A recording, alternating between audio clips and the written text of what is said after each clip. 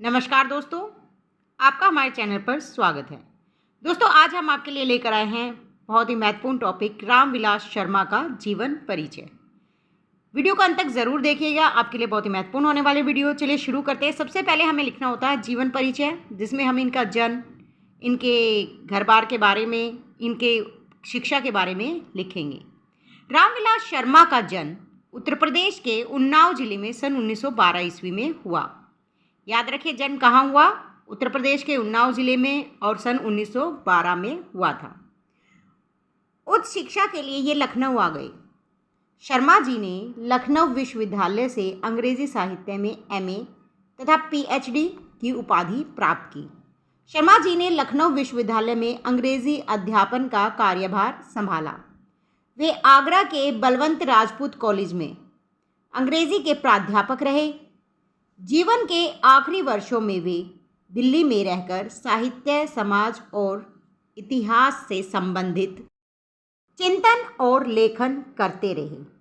यहीं उनका देहावसान हो गया। तो आपने देखा कि उनका जन्म कहाँ हुआ था? उत्तर प्रदेश के उन्नाव जिले में, और सन 1912 में इनकी जन्म हुआ था। उच्च शिक्षा के लिए वे लखनऊ आ गए थे और लखनऊ में ही उन्होंने अंग्रेजी साहित्य में एमए किया, पीएचडी की, और फिर लखनऊ विश्वविद्यालय में अंग्रेजी अध्यापन का इन्होंने कार्यभार संभाला। अब लिखना है हमें साहित्यिक परिचय। साहित्यिक परिचय में हम लिखेंगे कि रामविलास शर्मा प्रगतिशील आलोचना के सशक्त हस्ताक्षर माने जाते हैं।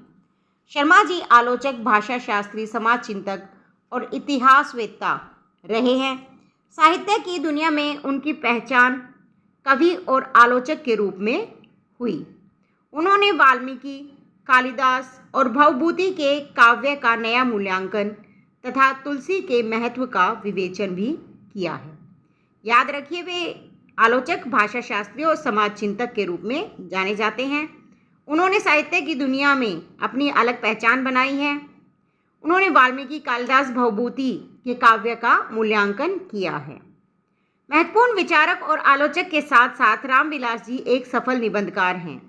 उन्होंने विचार प्रधान और व्यक्ति व्यंजक निबंधों की रचना की है। उन्हें पुरस्कार भी प्राप्त हुए हैं कई प्रकार के, जैसे कि साहित्य अकादमी पुरस्कार, व्यास सम्मान, शलाका सम्मान आदि से उन्हें सम्मानित किया गया है। इन्होंने पुरस्कार स्वरूप मिली राशि साक्षरता प्रसार हेतु दान कर दी थी। अनेक प्रकार की कृतियाँ इन्होंने लिखी हैं। इनकी कुछ कृतियों के नाम भी आपको लिखने हैं, जैसे कि भारतेंदु और उनका युग, महावीर प्रसाद द्विवेदी और हिंदी नवजागरण, प्रेमचंद और उनका युग, निराला की साहित्य साधना जो 3 खंड में लिखी गई है, भाषा और समाज, भारत में अंग्रेजी राज और मार्क्सवाद, इतिहास दर्शन आदि। इनमें से कोई भी 4-5 रचनाएं आप लिख सकते हैं।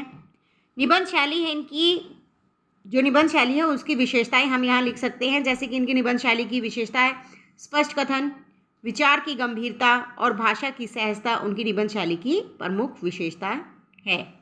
दोस्तों, वीडियो अच्छी लगी है तो लाइक शेयर जरूर कीजिएगा। यदि आप हमारे चैनल पर नए हैं तो चैनल को सब्सक्राइब कीजिए, बेल आइकन प्रेस कर लीजिए ताकि अगली वीडियो का नोटिफिकेशन आप तक पहुंच सके। धन्यवाद।